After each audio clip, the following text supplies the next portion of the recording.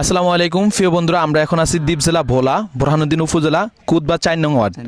তো আপনারা দেখতে পাইতেছেন যে একটা ঘর কালকে মানে জুমার নামাজের সময় ফুরিয়ে গেছে। তো যে ভাইয়ার ঘরটি পড়ছে, ভাইয়া মূলত প্রতিবন্ধী। তো আমরা ভাইয়ার সাথে কথা বলবো যে কিভাবে ঘরটি পড়ছে আর কিভাবে কেমনে কি হইলো পুরো ঘটনা আপনাদের সাথে শেয়ার করবো ভাইয়ার মাধ্যমে। তো ভাই আসসালামু আলাইকুম। ওয়ালাইকুম সালাম। কেমন আছেন ভাইয়া? আছি ভালোই। আপনি কেমন আছেন? ভাইয়া ঘরটা কিভাবে পড়লো? আমি নামাজ পড়ে আয়া দেখি যে আপনার লেগে ঘরে আপনার আগুন জ্বলতে আছে। আগুন জ্বলতেছে।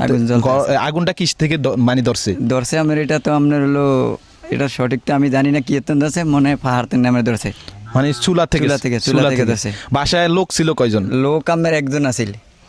কে আসিল? মা আছিল। আপনার মা ছিল? জি।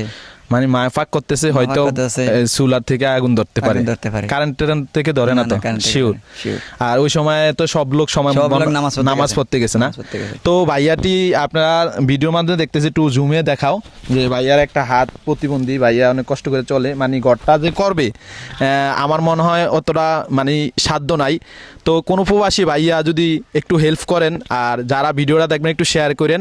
আর ভাইয়ার নাম্বারটি, ভাইয়ার নাম কি ভাইয়া? মোহাম্মদ ইউসুফ। ভাইয়ের নাম মোহাম্মদ ইউসুফ। ভাইয়ার নাম্বারটি আমাদের ভিডিওর মাঝখানে আমরা দিয়ে দিব, সবাই ভাইয়ের সাথে একটু যোগাযোগ করেন।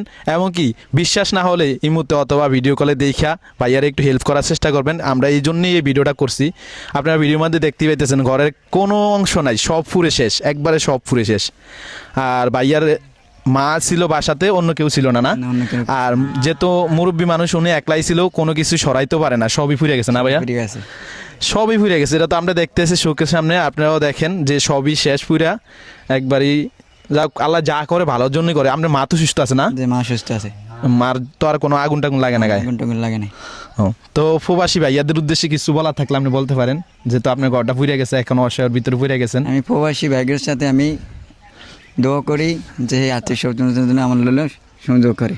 ভাই মানে মূলত বিষয়টা হয়েছে যে ভাইয়া প্রবাসী ভাইদের সাথে মানে কাছে আবদার করতেছে যে কোনো এক ভাইয়া যদি তার পাশে এসে দাঁড়ান।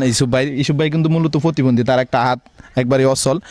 আর এই ঘরটা যে ফুরিয়ে গেছে আবার নতুন করে করব, এটা অনেকটা মানে করার মতো সামর্থ্য নাই। হয়তো আল্লাহ যদি কারো মাধ্যমে হেল্প করে অথবা এলাকায় যারা আছে যদি হেল্প করে, তাহলে ঘরটা পরবর্তীতে করার সিদ্ধান্ত নিবে।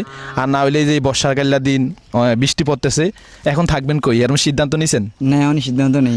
কালকে রাত্রে ছিলেন কই? কালকে রাত্রে ছিলাম গরু ঘরে। গরু ঘরে ছিলেন ওই পাশে না? এই জায়গায় ছিলেন না? তো এখন বর্তমানে অনেক কষ্ট করে আছে।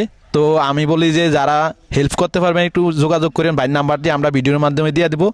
আর যারা মানে হেল্প করতে না পারবেন একটু ভিডিওটা শেয়ার করবেন। সবাই ভালো থাকবেন। আসসালামু আলাইকুম।